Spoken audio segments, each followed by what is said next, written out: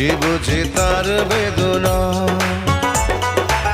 পেয়েছি আমি হারানো বাবাকে, হারাতে আর দেব না।